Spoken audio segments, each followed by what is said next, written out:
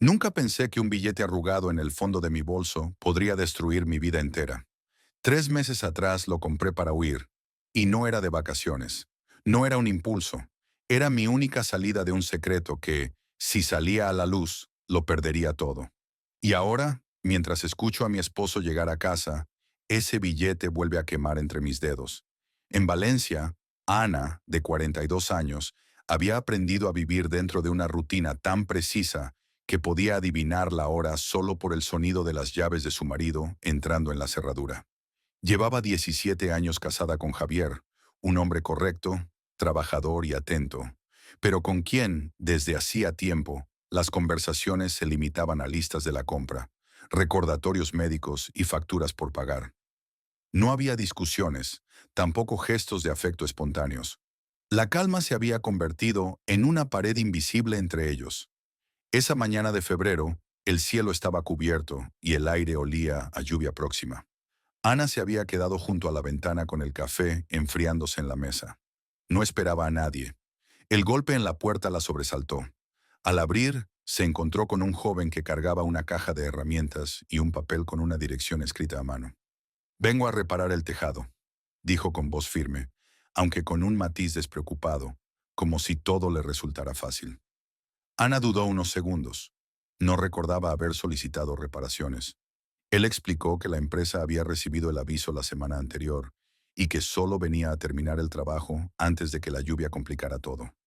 Ella le indicó el acceso lateral y el lugar donde estaba la escalera. No pensaba quedarse mirando, pero mientras él trabajaba en lo alto, se descubrió observando sus movimientos ágiles, esa forma de desplazarse sin la cautela que a ella le había impuesto la edad. No había nada provocador en lo que hacía el joven, que más tarde sabría que se llamaba Lucas y tenía 21 años. Pero Ana sintió una inquietud que no supo explicar.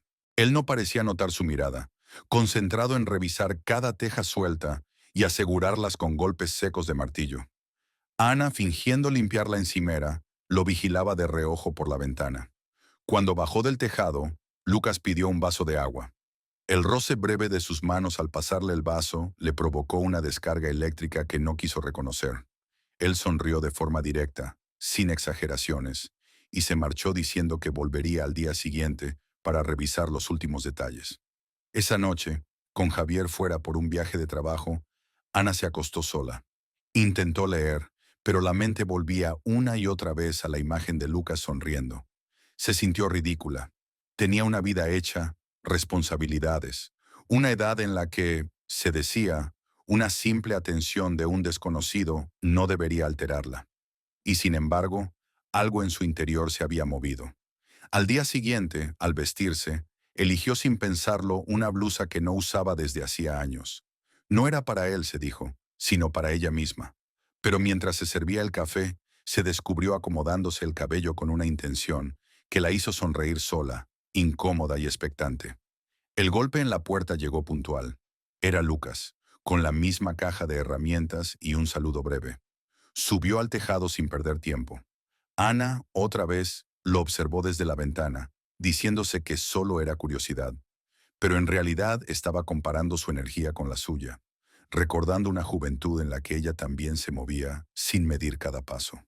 Cuando volvió a bajar, volvió a pedir agua. Esta vez, el roce fue más lento. Ambos lo notaron, y aunque continuaron hablando de cosas sin importancia, la lluvia, el estado del techo, algo había cambiado. En medio de esa conversación trivial, Lucas hizo una pregunta que atravesó la rutina como una flecha. ¿Alguna vez ha pensado en irse a vivir cerca del mar, aunque sea por un tiempo? Ana intentó responder con neutralidad, pero las palabras le quedaron cortas. El silencio se alargó hasta que, sin saber quién dio el primer paso, sus labios se encontraron. Fue un beso breve, torpe, más dulce que apasionado, pero suficiente para que Ana sintiera que había cruzado un límite del que ya no podría volver igual. Lucas apartó la mirada, murmuró que debía seguir trabajando y se fue poco después. Ana quedó sola en casa, con las manos temblorosas y la certeza de que su vida, tan ordenada hasta ese momento, había cambiado para siempre.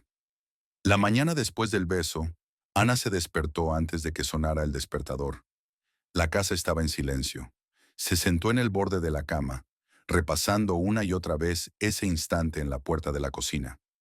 No era solo el beso, era lo que representaba. Una grieta en una estructura que creía firme. Trató de distraerse con las tareas de siempre. Preparar café, revisar correos, organizar la lista de la compra. Pero todo le parecía mecánico, sin importancia. A media mañana se sorprendió mirando el reloj con la misma ansiedad de quien espera una cita. Lucas no tenía por qué volver. Había dicho que el trabajo estaba casi terminado, pero su cuerpo parecía esperar un golpe en la puerta. El golpe llegó al mediodía. Ana sintió un impulso de no abrir, pero la curiosidad pudo más. Lucas estaba allí, con la excusa de revisar unas tejas antes de que empeorara el clima. La conversación fue breve, casi incómoda, como si ambos estuvieran calculando hasta dónde podían acercarse sin repetir lo del día anterior. Aún así, los silencios eran densos y cualquier roce accidental se quedaba flotando demasiado tiempo. Ese día, Lucas se fue sin pedir agua, sin una sonrisa prolongada. Ana lo observó alejarse, sintiendo que algo quedaba suspendido entre ellos. Durante la tarde, intentó convencerse de que era mejor así, que la distancia evitaría problemas. Sin embargo, la tensión se convirtió en una especie de energía acumulada que no encontraba salida. 3 días después, con Javier aún de viaje, Ana decidió salir a caminar. No llevaba rumbo, solo quería evitar el encierro de la casa. Pasó frente a terrazas llenas de gente, parejas que charlaban sin prisa, niños que corrían tras un balón. Sintió una punzada de envidia por esa ligereza que hacía años no experimentaba. Cuando se dio cuenta, estaba frente a la estación de autobuses. Se quedó observando el ir y venir de viajeros, y sin plan previo entró. Compró un billete a un pequeño pueblo costero del que apenas había oído hablar. Solo ida. La mujer de la ventanilla no hizo preguntas. El viaje duró casi 3 horas. Ana miraba por la ventana los campos y pueblos que se sucedían, sintiendo una mezcla de alivio y culpa. No había avisado a Javier, ni siquiera había mirado el teléfono desde que salió de casa. Cuando llegó, la recibió el olor salino del mar y un cielo gris que parecía reflejar su estado de ánimo.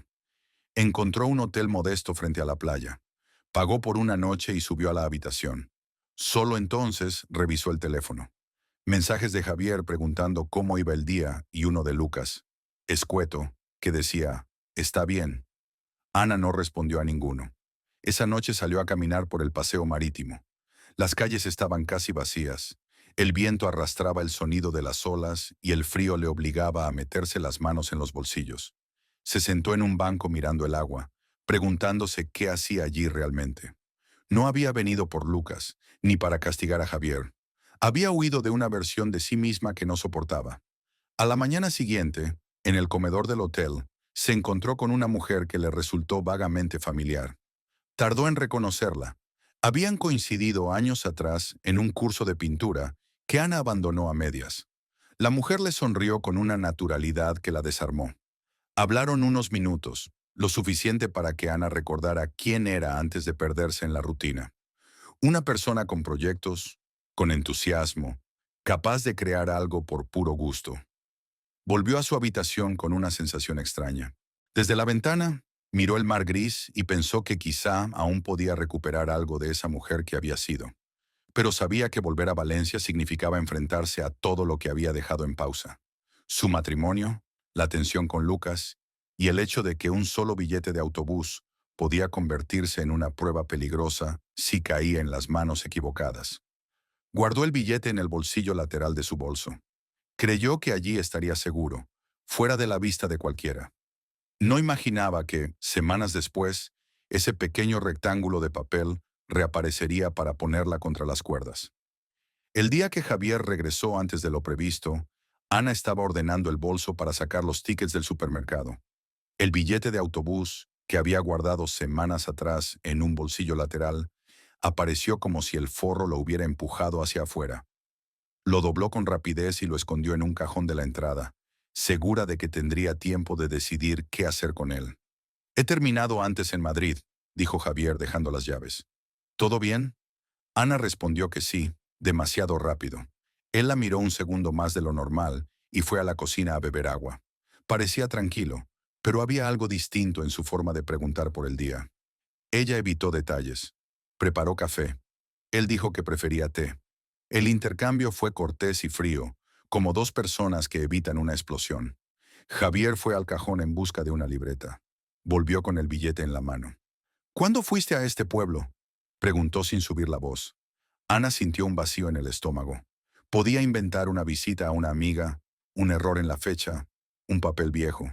En su cabeza aparecieron excusas alineadas como fichas, listas para caer una detrás de otra. No dijo ninguna. Necesitaba salir, contestó. Fui un día. ¿Sola? Sí. Javier asintió lentamente. No parecía sorprendido. Sacó el móvil y, sin apartar la vista de Ana, abrió una foto en la pantalla. Alicia te reconoció en el paseo marítimo. Amplió la imagen. Un grupo de gente junto al mar. En segundo plano, Ana de perfil. Me etiquetó. Pensó que estabas conmigo. El aire se cortó. Ana entendió que lo inevitable no era el billete, sino lo que venía después. ¿Por qué no me lo dijiste?, preguntó él. Porque no era un viaje. Fue escapar unas horas. Javier guardó el teléfono. Parecía medir cada palabra. ¿Tiene que ver con el de la obra? El nombre de Lucas no había aparecido en casa desde el primer día. Ana bajó la mirada. No aguantó el silencio. Nos besamos. Una vez. Javier apoyó las manos en la mesa y respiró hondo. No gritó. No pidió detalles. Marcó un número que Ana reconoció al sonar. El de la factura de la reparación. Buenas, Lucas. Soy Javier, el marido de la señora de Valencia. Pongo en altavoz. Ana intentó detenerlo con un gesto, pero era tarde. Sí, dígame, respondió Lucas incómodo. Solo una pregunta clara. ¿Hubo algo más que trabajo? Un silencio breve al otro lado. Nos besamos, admitió Lucas. Fue un error. No volví. Javier colgó sin despedirse. Ana sintió que la habitación se encogía, no por el espacio, sino por la falta de salida. Él habló por fin. No voy a discutir con un chico de 21 años. Estoy hablando contigo. Ana afirmó con la cabeza, sin fuerzas para defenderse. Explicó lo que podía. La rutina, la oportunidad de fuga, el día gris, el beso torpe. No mencionó la ilusión ni el cosquilleo. Eso habría sonado a justificación. Javier escuchó sin interrumpirla. Cuando terminó, sacó una carpeta fina de su mochila. La dejó sobre la mesa. Hace meses pedí turno con una terapeuta.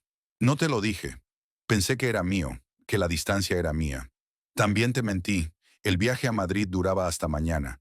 Pero volví hoy porque ya sabía lo del pueblo. Quería oírlo de ti. Ana sintió vergüenza y alivio al mismo tiempo. Javier abrió la carpeta. Dentro había extractos, un correo impreso con una cita de mediación y un formulario sin firmar. No voy a hacer un escándalo, no te voy a humillar, pero no voy a vivir con alguien que toma decisiones así sin contar conmigo.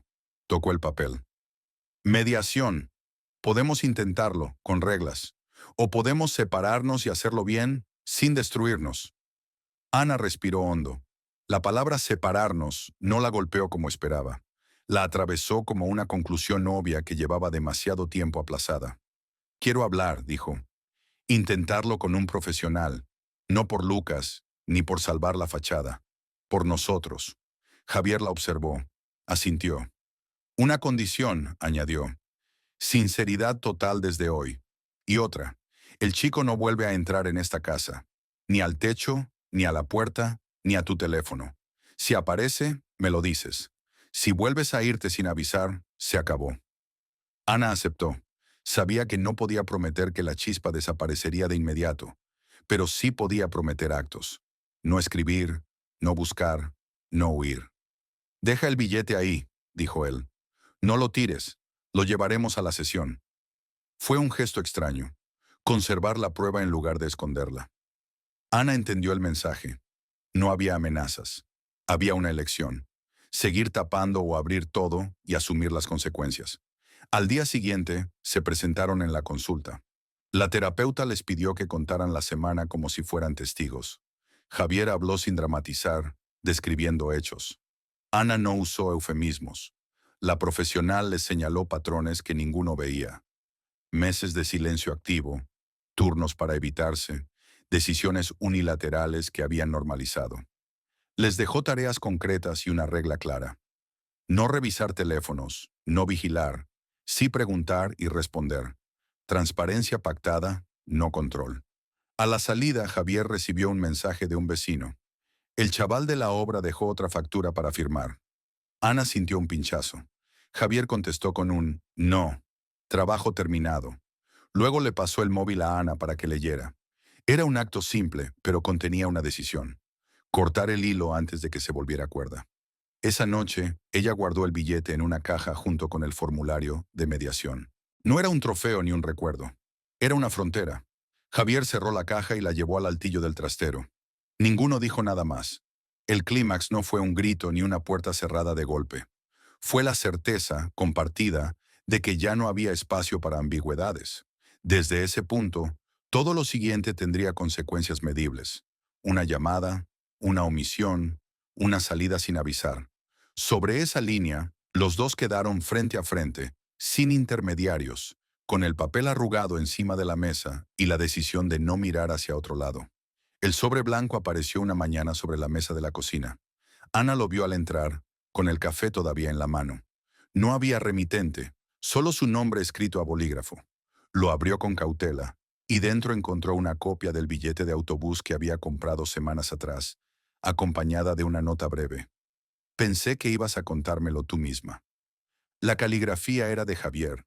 En ese instante supo que el margen para maniobrar se había reducido a cero. No importaba si Javier había imaginado la historia real o inventado una más grave. El mero hecho de que él tuviera esa prueba significaba que las conversaciones que había pospuesto ya no podían esperar. Esa noche, cuando Javier volvió del trabajo, la tensión era palpable. Se sentó frente a ella en la mesa, dejando el teléfono boca abajo. ¿Quieres decirme por qué fuiste a la costa y no me dijiste nada?, preguntó sin rodeos. Ana trató de explicar que había necesitado espacio, que no había nada más. Javier no la interrumpió, pero su mirada fija transmitía desconfianza. ¿Y Lucas?, soltó de pronto. Ana se quedó inmóvil. No esperaba que el nombre apareciera tan rápido. La conversación se convirtió en un interrogatorio. Javier no gritó, pero su tono cortante resultaba más dañino que un ataque abierto. Le preguntó si había algo que debía saber, si pensaba seguir viéndolo, si la ausencia de respuestas era en sí misma una respuesta. Ana optó por callar, convencida de que cualquier palabra empeoraría la situación. Los días siguientes fueron una rutina de silencios largos y conversaciones mínimas sobre temas prácticos. Javier no tocaba el asunto de frente, pero sus gestos cambiaron. Dejó de avisar cuándo llegaría, cenaba fuera con más frecuencia y comenzó a pasar noches en casa de un amigo por trabajo. Ana entendía que era su forma de marcar distancia, de preparar el terreno para una posible ruptura. Un sábado por la mañana, Javier anunció que iría a ver a sus padres y que volvería tarde. No era extraño, pero el modo en que lo dijo, como una advertencia, encendió las alarmas de Ana. Esa misma tarde recibió un mensaje de Lucas. Creo que Javier sabe más de lo que pensamos. Mejor no nos veamos por un tiempo. La combinación de ambos hechos le dejó claro que las piezas se estaban moviendo fuera de su control. Si Javier había hablado con Lucas o con alguien más, su silencio podría convertirse en un arma contra ella. Esa noche revisó las cuentas bancarias y encontró un movimiento reciente que no reconocía. Un pago a un despacho de abogados. No necesitaba más confirmación. Javier estaba preparando algo formal. Durante los días siguientes, Ana intentó reconstruir el diálogo con él, pero cada intento terminaba en respuestas frías o evasivas.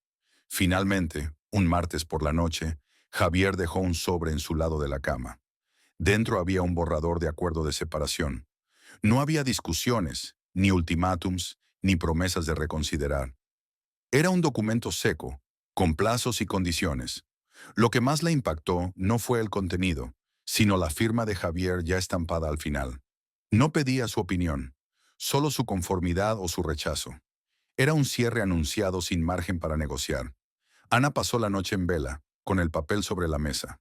Sabía que firmarlo significaba renunciar a cualquier posibilidad de recomponer su vida con él, pero no firmarlo podría abrir una guerra que, intuía, ya tenía perdida.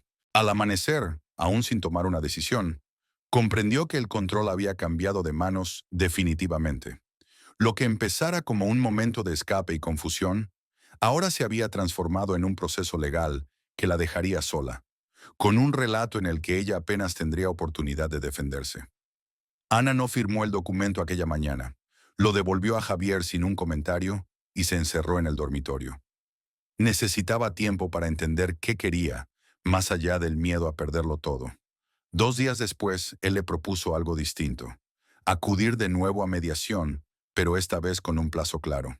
3 meses para decidir si seguir o separarse. Durante ese tiempo, no habría reproches públicos ni comentarios a terceros. La conversación debía quedarse entre ellos y la terapeuta. Ana aceptó. No era un gesto romántico, sino un acuerdo práctico.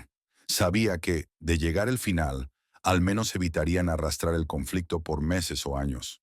La primera sesión de esa nueva etapa fue distinta. Javier llevó un cuaderno con preguntas concretas. Ana llegó con una lista de compromisos que estaba dispuesta a cumplir, incluida la prohibición de cualquier contacto con Lucas. Durante las semanas siguientes, la relación fue menos tensa, pero también más fría. Había una cortesía forzada que reemplazaba la cercanía. Las conversaciones giraban en torno a tareas y decisiones domésticas, con pequeños espacios para temas personales. Aún así, ambos cumplían el pacto. Nada de discusiones frente a otros, nada de mensajes ambiguos. Un mes después, la terapeuta les pidió que escribieran por separado qué necesitarían para continuar. Javier habló de recuperar la confianza a través de transparencia total, cuentas, horarios, comunicaciones. Ana pidió que él también reconociera su parte en el deterioro, que no todo se redujera a un error suyo. Hubo un intercambio tenso, pero controlado. En paralelo, Ana retomó actividades que había abandonado. Un curso de fotografía, caminatas por la playa los domingos, encuentros con una amiga de la adolescencia. No eran distracciones para ocultar la crisis, sino intentos de reconstruir algo propio. Comprendió que gran parte de su vacío venía de haber dejado su vida personal en pausa durante años. Cuando se cumplió el plazo de 3 meses, la última sesión de mediación fue directa. Javier habló primero. No creo que podamos volver a lo que éramos. Y tampoco quiero quedarme en un matrimonio donde sigo dudando de cada palabra. Prefiero cerrar aquí. Ana asintió. Ya no le sorprendía. Había imaginado esa respuesta muchas veces. Y aunque le dolía, también sentía una liberación inesperada. Agradeció que lo dijera sin rabia ni acusaciones. En la semana siguiente, organizaron la división de bienes y la mudanza. Fue un proceso rápido y sin escenas. Javier se quedó en la casa. Ana alquiló un pequeño piso cerca del centro. El último día, cuando ella pasó a recoger las últimas cajas, él le entregó la caja donde estaba guardado el billete de autobús. Guárdalo, dijo. No para recordar lo que pasó, sino para que no olvides lo que te llevó a tomar ciertas decisiones. Ana lo aceptó sin discutir. Esa noche, ya en su nuevo hogar, lo puso en un cajón. No era un símbolo romántico ni una advertencia. Era un recordatorio de que ignorar las señales internas suele tener un costo mayor que enfrentarlas a tiempo. En los meses posteriores, mantuvieron un contacto mínimo, limitado a gestiones pendientes. No hubo reconciliaciones ni intentos de retomar la relación. Tampoco se lanzaron ataques en redes sociales ni entre conocidos. Cumplieron lo pactado, cerrar sin destruir. Lucas no volvió a aparecer en su vida. Ana nunca supo si se marchó de la ciudad o si simplemente decidió evitar cualquier contacto. Con el tiempo, dejó de importar. Lo que sí quedó claro fue que su historia con él no había sido la causa única de la ruptura, sino la consecuencia de una serie de vacíos y renuncias que ambos habían permitido crecer. Un año después, Ana miró aquel billete por última vez antes de guardarlo en una carpeta con documentos personales. Tenía otra vida, proyectos nuevos, amistades recuperadas y una rutina que, aunque sencilla, le pertenecía por completo. No era una victoria brillante ni una derrota total. Era un cierre justo. El aprendizaje no estaba en evitar los errores a toda costa, sino en reconocerlos a tiempo, asumir las consecuencias y no volver a construir sobre los mismos cimientos frágiles. Esa fue la diferencia que, al final, convirtió una historia de ruptura en un punto de partida.